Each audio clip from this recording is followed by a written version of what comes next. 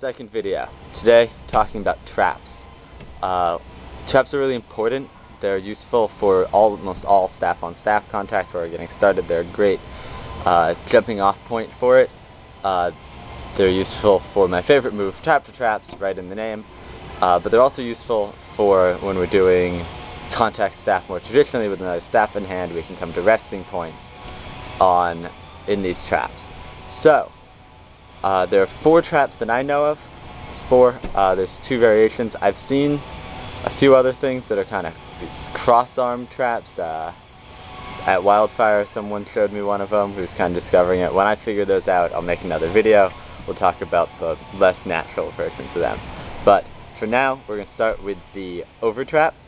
So this, you're going to take the paddle staff in one of your hands. I like to do it on my right side naturally, but you can do it in either. Thumb right by the center point, so we're off center towards the tail end. I point my thumb down. We're going to then take the other staff, rest it on our wrist. The center point is behind my wrist, so it wants to fall back. These are all about leverage. The back shoulder, you can rest supported, or the bicep, doesn't necessarily have to, kind of hard not to, and the other staff keeps it from going anywhere. So if it wanted to keep going, this staff is in the way, and my elbow's in the way. This is the over trap. This transitions nicely to the under trap. Once again, the staff's on the outside of my wrist. The center point is now in front of the paddle staff. My wrist is keeping this from going anywhere. If I need to, I can use my upper arm too to help support it. Just be careful. In the back, there's metal. It gets hot when it's on fire. So, trying to lean forward, just stop it with your wrist. Those are the over and under traps. These are the non-caged versions.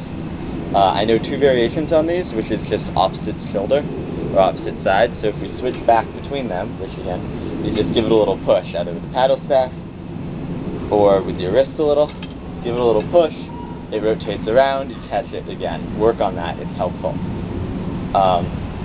So the variation is to just place it on the other shoulder. It's trying to lean back here still. My staff, I can hold this horizontally or not. It keeps it from going anywhere.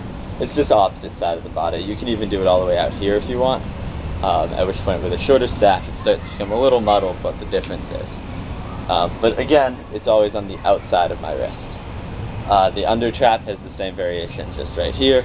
I can carry it across my body and place it on the opposite side. I could even go under my shoulder if I wanted. Don't really do that at all though. And again, I can switch between the 2. So, the other main type trap is caged. Again, hands just pointed towards there. I tend to hold this more horizontally, but the other one you can hold horizontally too. We're going to put the free staff on the back of our wrist. See how it's behind my wrist, where the center point is, it's coming on the inside this time. So that way when I put my other hand on the staff, it's caged, it's trapped inside. Again, it's leaning back, this stops it. You can do this with just one hand. This time, because it's coming from the inside across the arm, you can't really get the shoulder in there to help protect it. The other version of this is the under one, where it's under our arm. Again, we can flip between these 2. It goes right there. The other red point, the center point is in front of the staff. The back of the staff is under my wrist. That gives me a good resting point. Again, be careful of the metal if you have short staffs, and you can switch between these 2 as well. You can obviously try these on the other side. They're really helpful. They're a lot of fun. Next video is going to be traps to traps. They're even more fun. We're going to go between them on opposite sides. I look forward to talking to you then.